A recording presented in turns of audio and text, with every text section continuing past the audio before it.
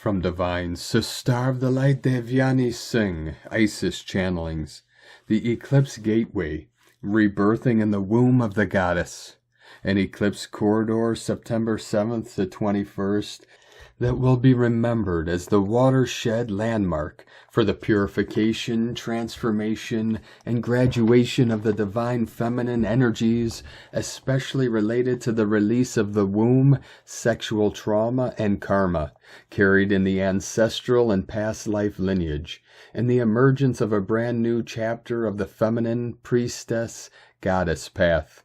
We are in the year of the snake, representative of Kundalini, life force, creation, goddess energies.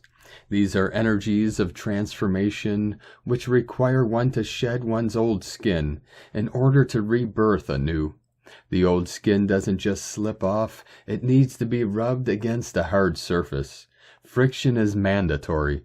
This eclipse corridor is that friction. Old secrets came tumbling out of the closet, forcing a reevaluation of relationship dynamics. Some connections have fallen away, and some new soul connections have entered. Health and wellness routines placed under the scanner so that you can bring in the restructuring, action steps for mind-body alignment with your higher soul service to the goddess. While the snake is between skins, a liminal space between death and rebirth, it is vulnerable and prefers a safe, quiet, undisturbed space for this transition, not unlike what we may have been feeling during this corridor. At this time of transformation, the snake's eyes turn opaque. Its oracular, intuitive knowings guide it through this gateway of death and rebirth, exactly how we are being guided in this gateway. Synchronicities abound. Miracles pop up every now and then, just when all seems lost, and a deep knowing that we are being hand-held and led into our greatest rebirth yet. Sandwiched in this eclipse gateway are the 999 gateway of endings and beginnings, 9 being the number of the goddess Durga Kali, the fierce protective force of destruction for new creation. Venus Inanna, principle of the divine feminine, reaches the gate of creativity on the 19th of September at the sacral womb chakra to further assist with the release of the wounds of the womb, abuse, creative blocks, codependency, fears of intimacy, commitment, and lack of faith in one's innate guidance and creative abilities.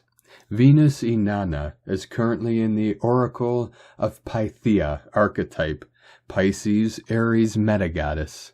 Pythia means womb, and this current cycle is the resurrection of the womb wisdom, shamans of Gaia, who historically guided all the kings and kingdoms in that era with their visions and prophecies.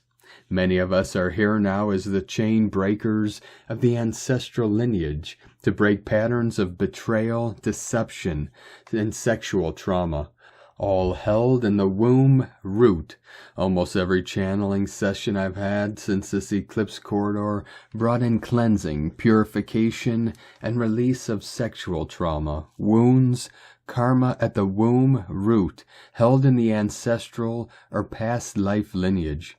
I myself was called to the womb of the Great Mother, Ma Kamakya, for a rebirth on the blood moon eclipse.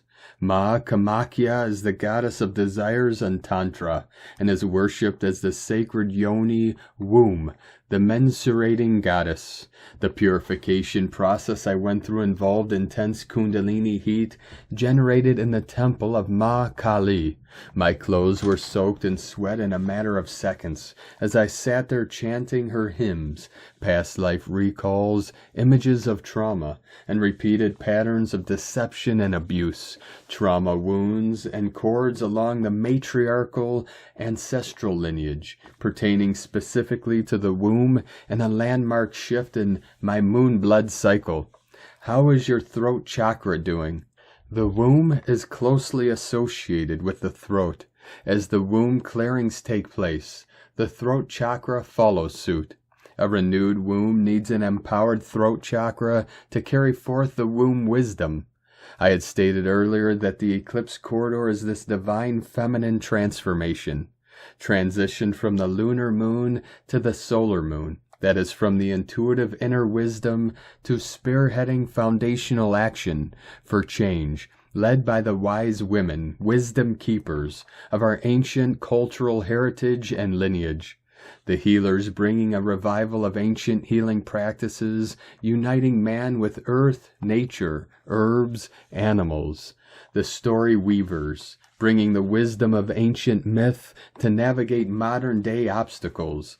The oracles, seers, priestesses, midwives, connecting us back to our soul potential, aligning soul and spirit so that we are aligned with our soul's trajectory as agents of change. Boots on the ground, acting on behalf of the goddess, agents of both destruction of what no longer aligns and new creation. The solar eclipse on the 21st is the final gateway of release and rebirth into the new. Be very intentional on what you wish to leave behind in this cauldron of transformation, and how you envision your rebirth, especially as a sentinel of the goddess. But do allow for the flow of the utterly unexpected and magical new beginnings. This has been a goddess portal through and through, and we have been asked to upgrade the ways we are meant to bring in the goddess energies of creation and destruction. Right after the Eclipse Equinox, we have the 9 days, nights of the goddess Durga, Navaratras. In India, September 22nd through October 2nd, known as a period of purification and recalibration of the Kundalini. And that is when the serpent will grow into its brand new skin, and so will we. May your faith be bigger than your fears. May your dreams be bigger than your doubts. Sake na, from IsisChannelings.wordpress.com.